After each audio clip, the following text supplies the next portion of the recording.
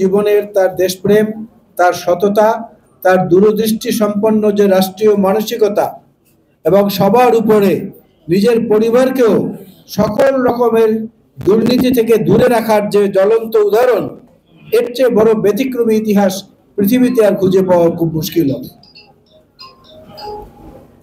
আমরা যখন দেখেছি স্বাধীনতা যুদ্ধের ইতিহাস, এখন যারা পড়েন, আমরা তো যুদ্ধটা দেখেছি, চোখের সামনে দেখেছি। আমরা তখন দেখেছি যে জিয়াউর রহমান সাহেব ছিলেন স্বাধীনতা যুদ্ধের প্রথম সেক্টর কমান্ডার, তার আগে আর কেউ কোনো সেক্টর কমান্ডার হননি।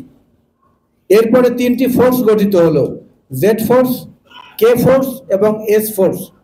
জেড মানে জিয়াউর রহমানের ফোর্স, কে মানে খালেদ মোশাররফের ফোর্স, এস মানে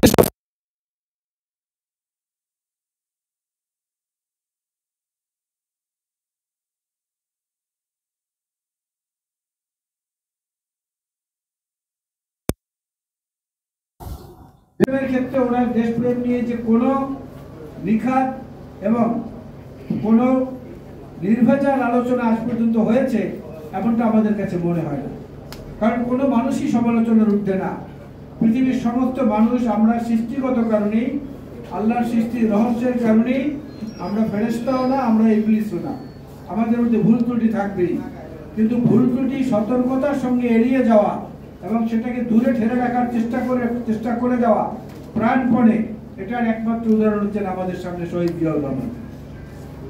রাষ্ট্রপতি বললেও তার পূর্ণাঙ্গ পরিচয় হয় না, স্বাধীনতার ঘোষক বললেও তার পূর্ণাঙ্গ পরিচয় হয় না, সরকার প্রধান বললেও তার পূর্ণাঙ্গ পরিচয় হয় না।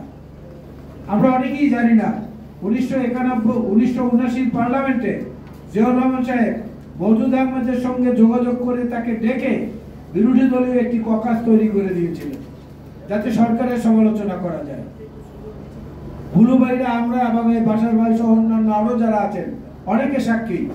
জিয়াউর রহমান সাহেব যখন অঙ্গ সংগঠনগুলোর সাথে বসতেন বা বিএনপির কোনো সভা করতেন, সেই সভায় মন্ত্রী সাহেবরা পেছন দিকে চেয়ারে বসে থাকতেন, জিয়াউর রহমান সাহেব এই ডেস্কের সামনে এইখানটায় দাঁড়িয়ে বা এইখানটায় বসে আমাদের সামনে বক্তৃতা দিতেন এবং বলতেন, বলেন এই যে আমার ডানে বামে যারা দেখছেন মন্ত্রী পরিষদের, এদের সম্পর্কে কারো যদি কোনো সমালোচনা থাকে আজকে সাহস করে আমাকে বলেন। এই অজানা অধ্যায়গুলো কিন্তু আমাদের আলোচনায় আসে না।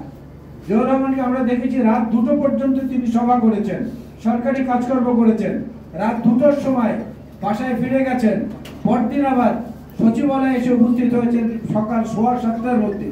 কারণ সচিবালয়ে তখন অফিস সময়সূচি ছিল সকাল 7:30টা থেকে, সকাল 7:30টা থেকে ছিল অফিস সময়সূচি। সকল মন্ত্রীদের আগে এসে তিনি দেখতেন কোন কোন মন্ত্রী তখন পর্যন্ত অনুপস্থিত। পরবর্তী মন্ত্রী পরিষদের সবাই আবার তাদেরকে ধরতেন যে এই যদি হয় তাহলে এই ভগ্নদশার দেশকে আমরা উন্নতির দিকে কিভাবে নেব।